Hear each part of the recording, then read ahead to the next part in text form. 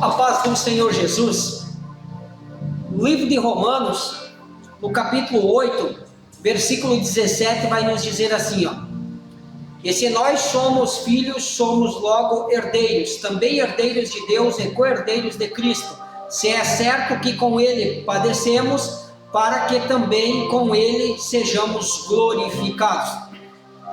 Você sabe qual é a diferença de herdeiros para co-herdeiros? Herdeiros é quando uma pessoa tem direito de uma herança, de um ente querido, ou de um pai, algo que quando aquela pessoa falece, ele deixa aquela herança para a pessoa. Agora, co-herdeiro é diferente. Co-herdeiro é quando um conjunto de pessoas herda, tem direito da mesma herança.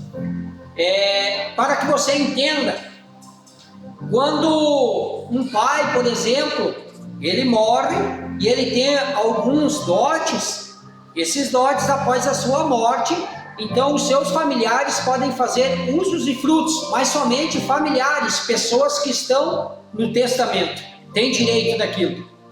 Agora, co-herdeiros não. Co-herdeiros, todos têm direito, mesmo quem é familiares e aqueles que não são, têm direito desta herança.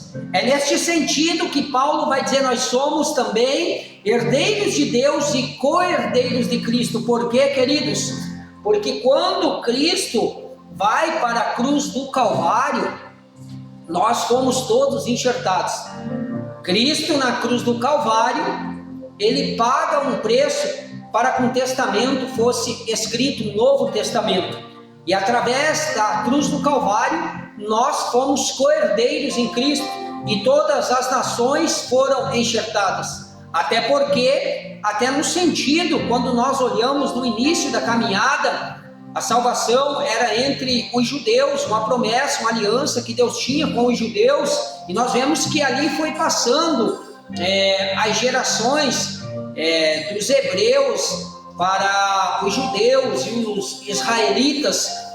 Mas quando Cristo veio e foi para a cruz, nós vamos ver que através do evangelho, Paulo e Pedro vão pregando, e Paulo prega um evangelho da incircuncisão, alcançando muitas pessoas, e nós fomos enxertados. E é nesse sentido, então, que nós somos co-herdeiros de Cristo. Todos nós temos direito desta herança que Jesus nos deixou na cruz do Calvário, que é a salvação. Jesus foi aquele que morreu e buscou a redenção da humanidade, que tinha se separado através do pecado por meio de Adão. Agora, é interessante que Adão, ele deixa um testamento escrito, e esse testamento que Adão deixa para nós era morte, divisão e separação de Deus. Aí vem Jesus com o evangelho da nova aliança, um novo testamento Jesus deixa. Agora é interessante, querido, que o testamento é escrito em vida pelo testador, mas ele é válido somente após a morte do testador. O testamento está ali escrito, mas quando o testador morre, é que esse testamento passa a ser válido, e aqueles que herdaram, então, direitos desse testamento, eles podem fazer usos e frutos. E é nesse sentido que Jesus, quando ele vem pregando o seu evangelho, durante 3 anos e meio, ele vem já escrevendo esse testamento para nós, sobre a salvação, o resgate, o amor de Deus, e uma morada, um lugar onde nós teríamos vida eterna. Mas Jesus agora, para esse testamento ser válido, ele precisa morrer, e ele morre na cruz do Calvário. 3 dias e 3 noites ele ressuscita e está aos céus, né? E então Jesus morre e esse testamento é válido. E nesse sentido nós somos co-herdeiros de Cristo e fomos alcançados juntamente com Cristo. Agora é interessante, é nesse sentido que Jesus, ele não nasce de uma concepção humana normal, de um relacionamento de um homem e de uma mulher. Porque se ele fosse nascido da semente do homem, ele nasceria em pecado. É por isso que ele nasce no ventre de uma virgem, gerado pelo Espírito Santo, como um cordeiro imaculado sem mancha.